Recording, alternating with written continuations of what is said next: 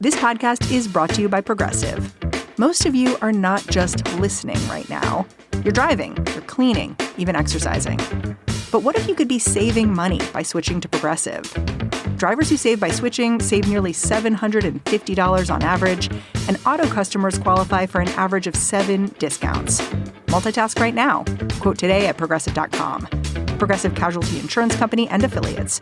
National average 12-month savings of $744 by new customers surveyed who saved with Progressive between June 2022 and May 2023. Potential savings will vary. Discounts not available in all states and situations.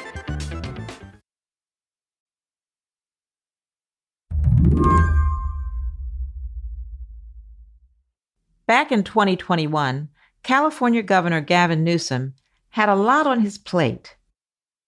There was the COVID pandemic. There was the attempt by Republicans to recall him. It didn't work. And then there was Democratic Senator Kamala Harris. You can imagine how proud I'm feeling, American people are feeling about her candidacy now for the next vice president. So Harris had just been tapped to serve as Biden's new VP, and Newsom had just filled her newly vacant Senate seat with Alex Padilla, a longtime political operator and, well, a man. Replacing Harris, the only Black woman in the Senate, with Padilla, didn't go over well with some of the state's most prominent Black leaders, including San Francisco Mayor London Breed. And it's an unfortunate situation as we are trying to move this country forward and making sure that African Americans have a seat at the table, especially African American women. The blowback led Newsom to make a big commitment live on cable news. If, in fact, Dianne Feinstein were to retire, will you nominate an African-American woman to restore the seat that Kamala Harris is no longer in the United States Senate? And do you have a name in mind? we have multiple names in mind, and the answer is yes. Fast forward to last Thursday. 90-year-old California Senator Dianne Feinstein died in office. Her Senate seat, a position she'd held for more than 3 decades, was suddenly empty. And the person responsible for filling it was, once again, Gavin Newsom. And so in, less than one presidential term, he has appointed both California senators.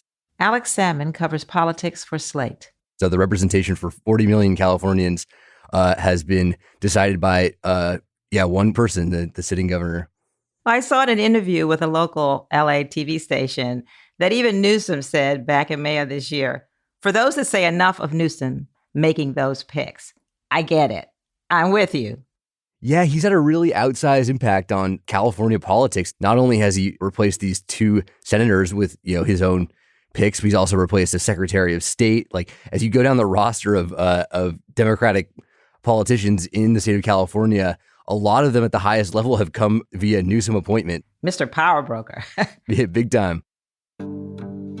Feinstein's seat isn't just a big deal for California. Right now, Democratic control of the Senate is on a knife's edge, and Feinstein was the tie-breaking vote on the Senate Judiciary Committee. Without her, Democrats can't pass Biden's judicial appointments or do much else, really. For Democrats to do anything in the Senate, especially with judicial appointments, they need numbers. I think that really sort of led to the urgency here, or a degree of expediency that we probably didn't expect.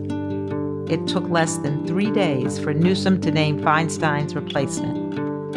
And while she is a Black woman, just like he promised, she's not a household name, or a Californian, or even a politician.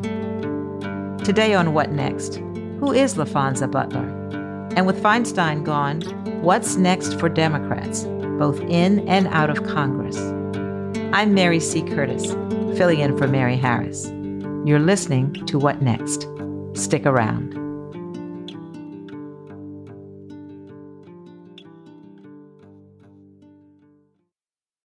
This podcast is brought to you by Progressive Insurance. Most of you listening right now are probably multitasking. Yep, while you're listening, you're probably also driving, cleaning, exercising, or maybe even grocery shopping. But if you're not some kind of moving vehicle, there's something else you can be doing right now. getting an auto quote from Progressive Insurance. It's easy, and you could save money by doing it right from your phone. Drivers who save by switching to Progressive save nearly $750 on average, and auto customers qualify for an average of 7 discounts. Discounts for having multiple vehicles on your policy, being a homeowner, and more. So, just like your favorite podcast, Progressive will be with you 24/7, 365 days a year, so you're protected no matter what. Multitask right now. Quote your car insurance at Progressive.com to join over 28 million drivers who trust Progressive. Progressive Casualty Insurance Company and Affiliates.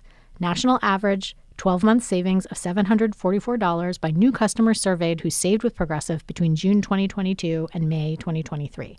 Potential savings will vary. Discounts not available in all states and situations. This episode is brought to you by Pete's.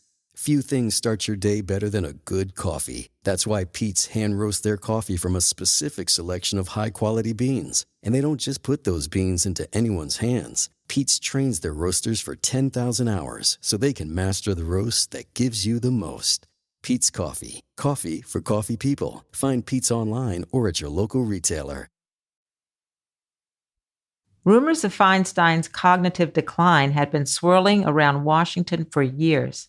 In 2018, when Feinstein ran for re-election in California, the California Democratic Party did not endorse her re-election campaign, which is an exceedingly rare move, ultimately, to endorse against a sitting senator, one with so much standing and reputation as Feinstein. And that was for a number of reasons, one of which is that, she was much more conservative than the state had become politically. She was sort of, in terms of her orientation, ideologically was very much out of lockstep with California politics, which have gotten much, much more progressive.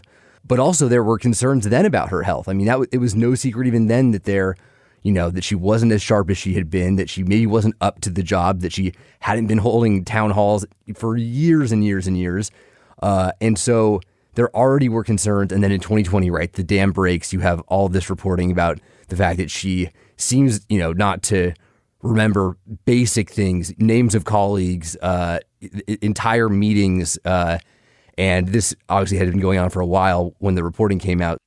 Yet in 2018, she did get the support of Democratic stalwarts like Nancy Pelosi of California, like Barack Obama, and she won re-election.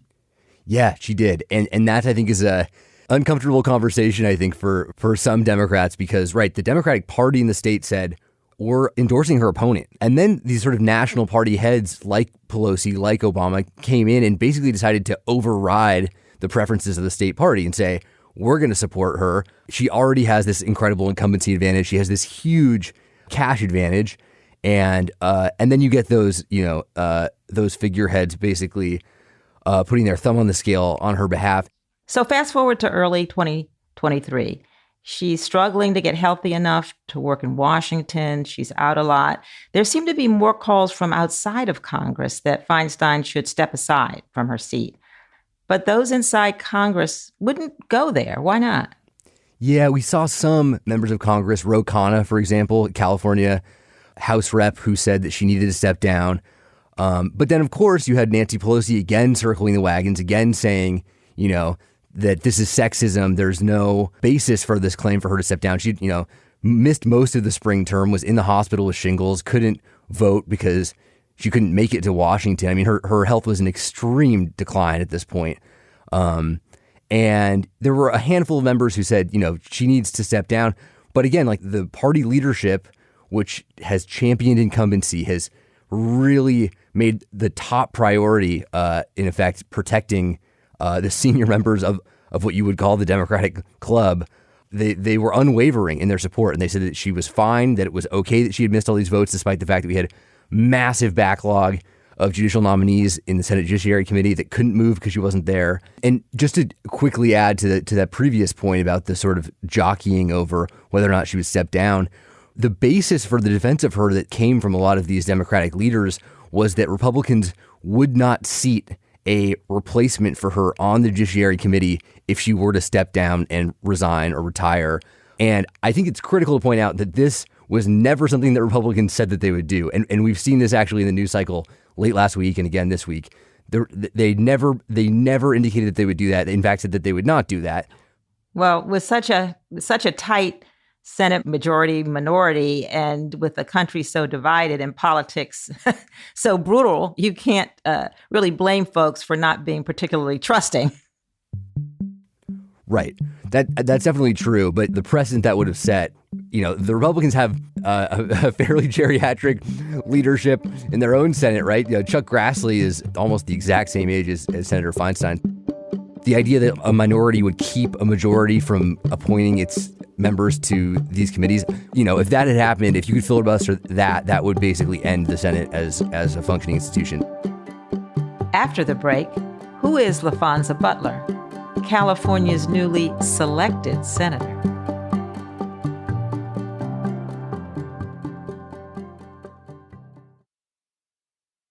When you save on auto insurance for driving safe with USAA Safe Pilot, you'll feel like a big deal, even in a traffic jam. Save up to 30% with USAA Safe Pilot. Restrictions apply. So ultimately, Feinstein's never called upon by her party's congressional leadership to step down. She stayed working in the Senate, even voting earlier in the day before she passed away. But Gavin Newsom had a major snag when it came to appointing a new senator because there's already a primary race in motion for Feinstein's seat. How does that complicate things? Right. What a mess. So when Feinstein announces that she's not going to run for re-election, the race to replace her begins almost immediately. In fact, it actually began before she even announced. A number of Congress people from California threw their hat in the ring. The three most prominent are Adam Schiff, Katie Porter, and Barbara Lee. Already, they've been on the campaign trail for many months. I mean, two of the three of them have a ton of money, so it's we're looking at like a very expensive, very, very hard fought Senate race, and the thought of appointing a replacement into an active race is a huge challenge because incumbency advantage in politics is gigantic. If you get appointed to that role, you're basically going to win re-election as long as you would like to be in that seat. I mean, that's just sort of how it works. And so he made a pledge. This is the sort of cascade of pledges here.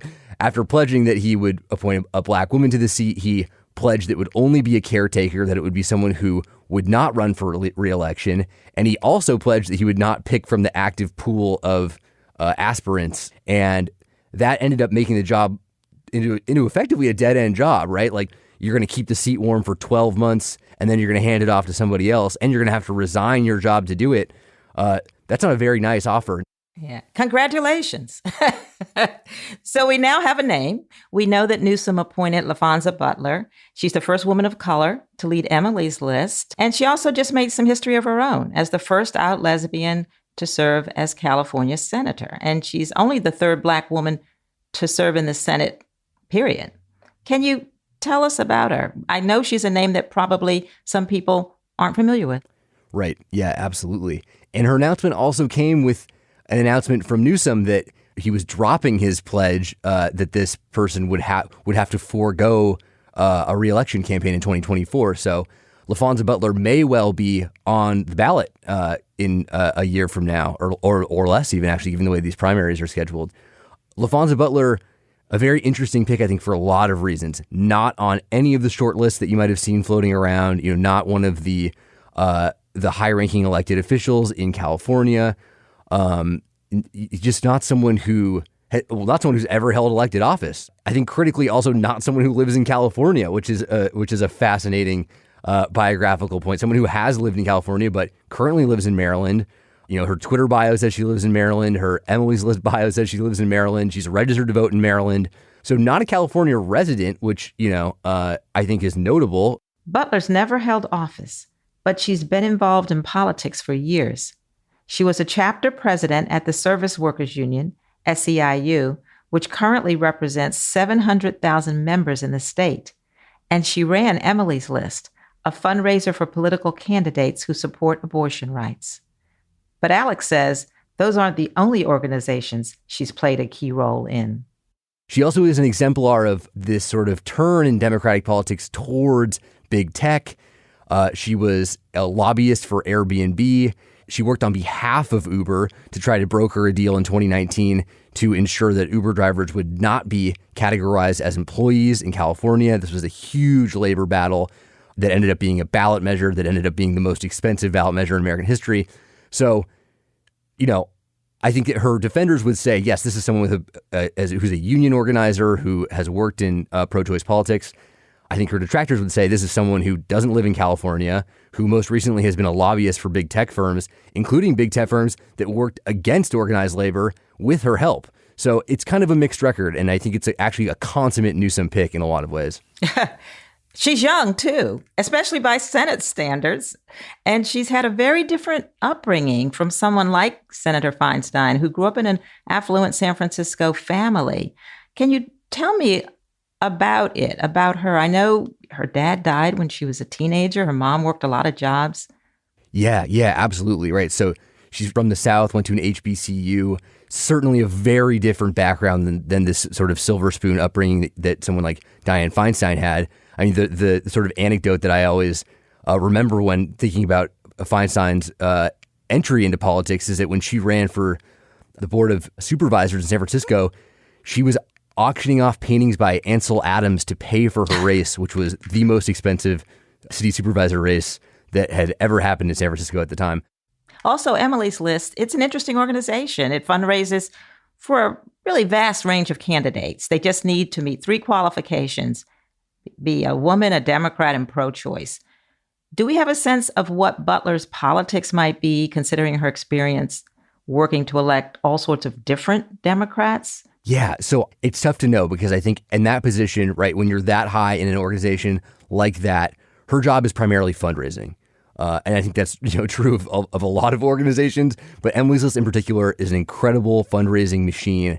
They are some of the most powerful fundraisers in Democratic politics nationally.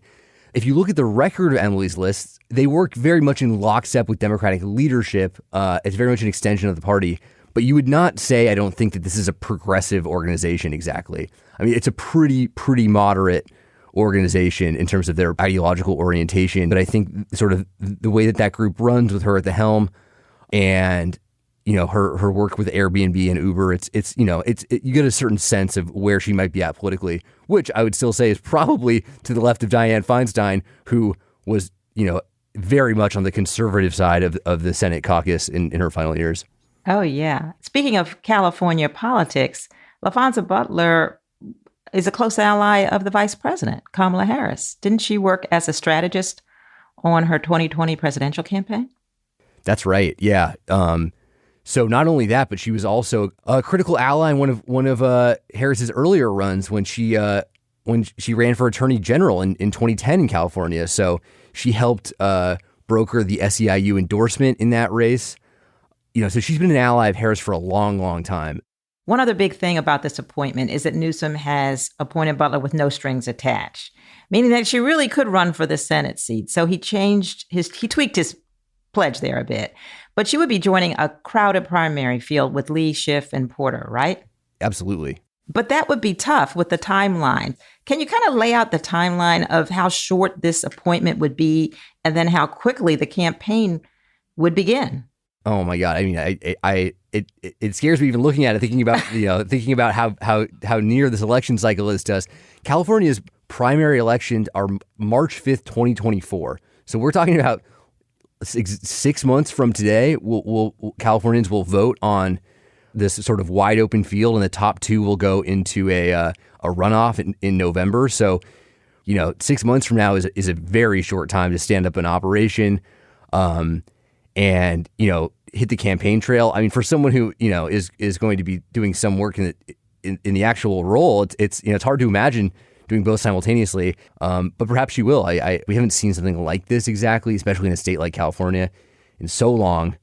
In fact, the last time we had a special election of any real consequence was when Dianne Feinstein ran in 1992. Talk about the circle. This is about Feinstein, but it's also about Gavin Newsom. He's been everywhere as the mostly loyal opposition. He was the Democrat in the spin room at the last Republican debate. He's going to be sparring with Florida Governor Ron DeSantis. He's been trolling him a bit.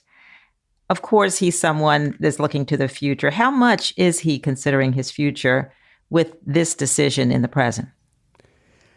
I think it's a very smart point. I think it's a very smart point to make because, right, Newsom's ambition is he can hardly hold it in, right? You can almost like see it emanating from his skin, the way he makes the round. He effectively was, on the shadow campaign trail doing all this, debating Sean Hannity and going around and challenging Ron DeSantis to a debate and in the spin room after the Republican presidential debate. And, this is someone whose national ambitions couldn't be clearer. Laphonza Butler is an incredible fundraiser, right? Emily's List is a very, very formidable fundraising organization on top of everything else. Not only has he appointed both senators from California, but now he also has an incredibly powerful and capable fundraiser in Laphonza Butler, who's been made a very close ally of his.